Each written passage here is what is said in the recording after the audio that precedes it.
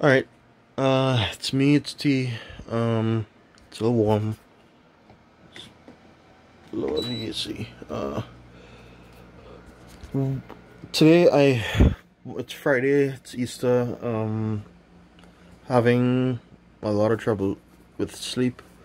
Uh, my doctor lent me his Galaxy Watch to track my sleep for a period of time. I have the S3 watch, but his own tracks REM and mine doesn't track REM. So from that readout, he was able to make some adjustments to the medications. It's only been 2 days, so I can't say yet if there's been any any change.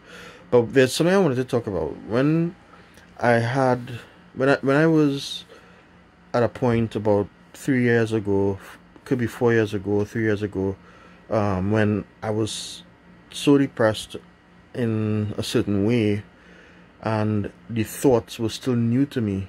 I was still new to learning how to deal with them and how to handle them, and it was scary because it made me lose sense of how much control I actually have over my own actions, and to an extent to my own thoughts. So back then I felt really backed into a corner, and that in itself made my depression worse.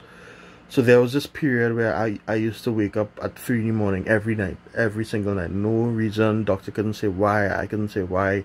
I would fall asleep anywhere between 11 and 12, and 3 in the morning I'm up and I can't go back to sleep. So what I started to do is, so that I wouldn't disturb my wife, I would take my tablet and I'd go outside to the den, and then I would just watch these videos. And the channel that I would watch was a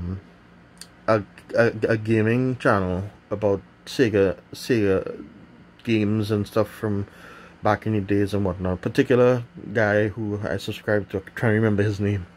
But anyway, I just used to do that until 6, 7 in the morning when she got up to get ready for work, and she would come in and she'd be like, not again.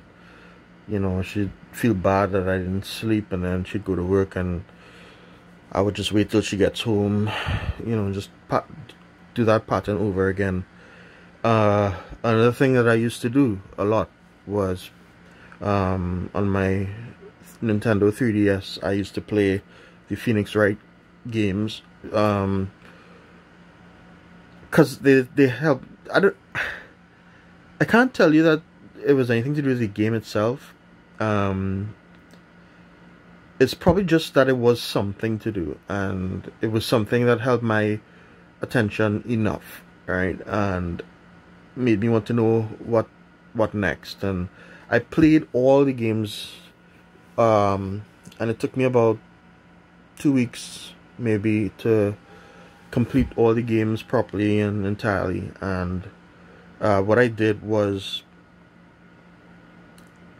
there was a point where I discovered that they made an anime version of the games. So there was a point where I would watch the actual anime version, even though I'm still depressed, and it was just cool to see the game made into video, and I felt this kind of connection to it as a result, just like I felt a connection to the Sega channel as a result.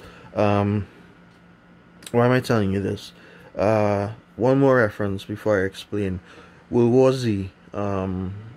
It's a great movie, one of my favorites, but I suggest you watch it.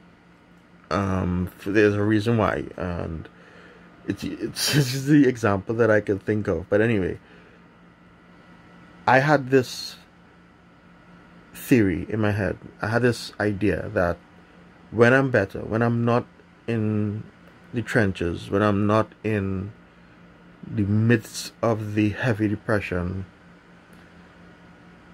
relatively that would mean I'm in a better position than I was before. It doesn't mean I'm better overall, but compared to how I was, I'm now in a better position. So I made promises to myself that when I'm in a better position, I would go back to activities that I did when I was deep in it, just to get some perspective about how far I've come from something, or how something looks when you're not inside of it, if you can understand what I mean.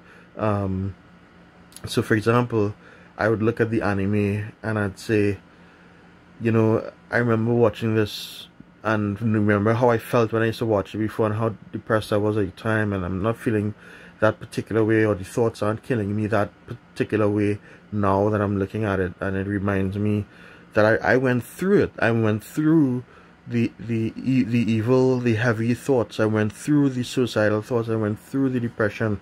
I stuck through it. I found something to latch on to. I mean, aside from the Lord and praying, but I felt something to latch on to. And then when I'm not in the middle of the storm, I'm looking at what it's like from the outside. It gives me a different perspective on how to fight this thing. And why I reference World War Z is, if you have not seen it, if you have seen it, you'll know what I'm talking about. If you have not seen it, it's just a movie about a zombie outbreak that just happened, right? And it's with Brad Pitt, and he has to go find out who's the patient zero, or where it originated, so that they could find a cure for it.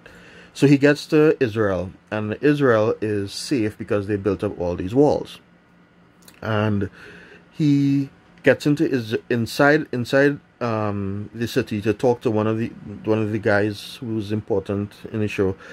And then, long story short, the zombies, like thousands of them, start coming over the wall, and then they end up infesting inside the wall, and it spreads really fast. So it just turned to hell quickly, and he had to like by the skin of his teeth escape with the help of a couple soldiers, and it was terrible, just to try to not get bitten by one of these things. And just the way that they were followed and chased and everything was well done, and it gave you this sense of, oh my gosh, I would hate to be in that situation. So then what ends up happening is that the pilot he came with starts to panic and decides to leave him there. And they end up stopping a commercial flight that was now taxiing to take off. So the plane drops the ladder for them to climb inside. They go inside, and then they get on the plane. And then when they're on the plane starts taxiing again. The passengers look out the window, and then they're looking, and they're seeing all these thousands of zombies running toward them, and they're all cheering on the captain to take off, because they don't want to get, they just want to leave. And eventually the plane takes off, and there's a glimpse of, when he looks out the window, he sees where he was just now, and he sees them explosions happening, and he sees it's getting worse, but he's flying above it, and he's flying away from it with a sense of relief, a sense of calm. That to me was extremely symbolic, because it was like, if you are facing thoughts that challenge you, if you're facing depressive thoughts, suicidal thoughts, anything, if you're facing depression, you're facing sadness, facing whatever it is, whether it's clinical, whether it's situational, whether it doesn't matter what type it is, bipolar or anything, what you have to remember is that inside of the storm, you're not going to see a way out sometimes, and you don't know that there's a plane taxiing on the runway that's waiting to pick you up and then lift you off above all the danger and get you circling back into the realm of normal normalcy, normalness, whatever word, but of being normal, you remember to think about it like this, because often I forget, and my doctor reminds me, and I'm glad for that, that we aren't functioning, if we as the depressed, clinically depressed patients aren't functioning at 100%, right? And it's not that we are, you know, we're getting artificial help with the medication to feel a certain way. What's happening is that our structure is broken down, and the medication is building the structure back up so that the circuits can run properly. So it's not, don't think of your relief as being artificial. Think of your relief as being getting back to normal, right? And that for me takes a burden off my shoulder, because I often feel like I have to rely on something, and if I need to rely on something, I prefer to know that I'm relying on it to make me normal than relying on it to make me abnormal, which, you know, it isn't. I'm already in an abnormal state, and this is helping me to get back to a state of normalcy, and to appreciate life like that, and to be able to look back through that window in that plane and see the chaos, and, you know, see the terror, and see the explosions, and see, you know, the fighting and all that stuff that we were in the middle of just few minutes ago, you know. And it reminds me that there are trenches, and we are going to be in the trenches sometimes, and when we're feeling the wrong things, the wrong thoughts, and you know which thoughts are wrong, because your body was designed to live, your spirit was designed to live, God built us to live. So to live is normal. The thoughts want to make you feel that to die is normal, and it just wants to make you say, go ahead and do it, you know. The truth is, living is a default state. You know, a lot of people say, from the moment you're born, you're dying. Okay, fair enough. But from the moment you're born, you're living as well. I prefer to look at it like that and think about it like that, because that's the ability we have in terms of being able to shift our paradigms. And paradigms can be very, very, very, very powerful. Perspective can be a very effective thing in this fight against something that you will defeat. If I pass away tomorrow, I would be, I know, one, I would be with the Lord, but I have no regrets in that.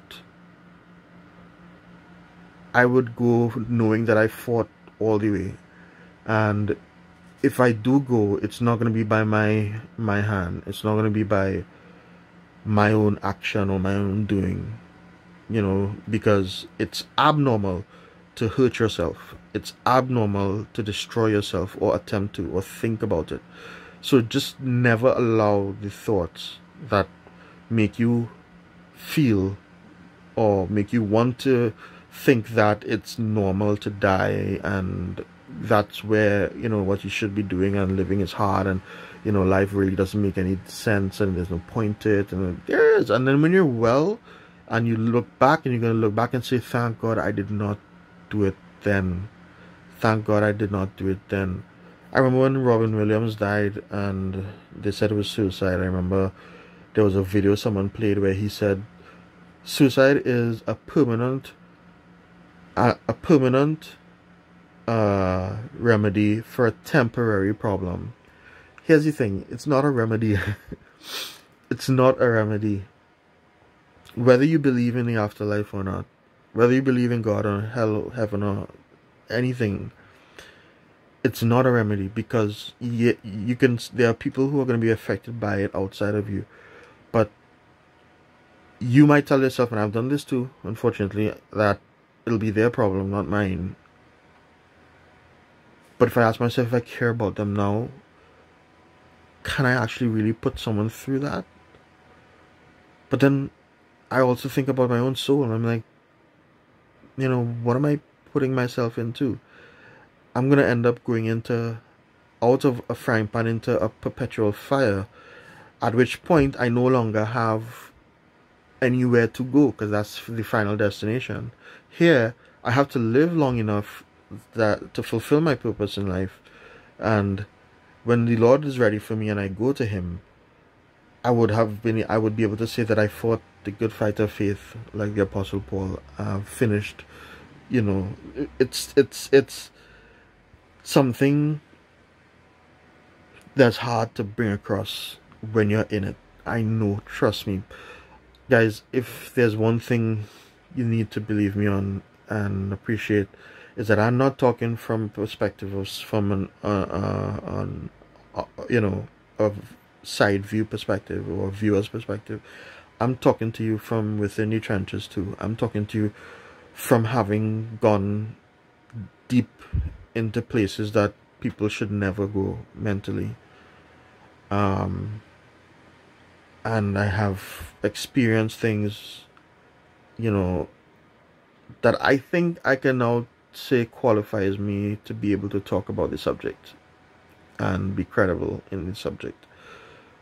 This is all I'm asking you to do in this video. It's a long one, but I hope you listen to it. I really hope you listen to it and tell me, just talk to me, tell me how it feels when you listen to my videos. Tell me if they help, tell me what you want to talk about, make comments. Let's discuss it, and let's fight this thing together. My perspective might help one person, your perspective might help 10 people, and you never know. Just we need to really speak out and speak up against depression, because depression is, I won't say depression is a killer, because depression is not what makes you do something like that. Your choices are affected by the depression that you have, and what you choose to act on is what the killer is. So negativity is, the killer in that sense, but we aren't gonna die from this. This isn't a terminal disease, and we can beat this. We can live perfectly normal and happy lives by continuing to pray about it, and continuing to heal from it and wait for breakthroughs happen all the time. We'll fight it together. So just always think about that plane, being in that plane and looking back, seeing everything that you went through just now, and you will go through it again because it happens in cycles of often. But when you're back in it, you remind yourself, there's a reason I didn't do anything about it last time, and there's a reason I didn't hurt myself last time.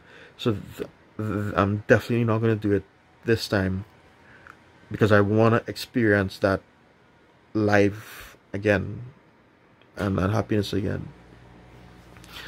I want to thank you for listening, watching. I hope this helped somebody. I'm struggling, but we'll struggle together, but we will win, and that's the important thing. So thanks be to God, thanks for my family, my friends, everyone who supports me, my doctor, and you guys. Let's become friends. Let's let's band together and defeat this. So have a good one. I have a friend who hates to hear that. That's why I said it. Have a good one. But have a good one. Take care.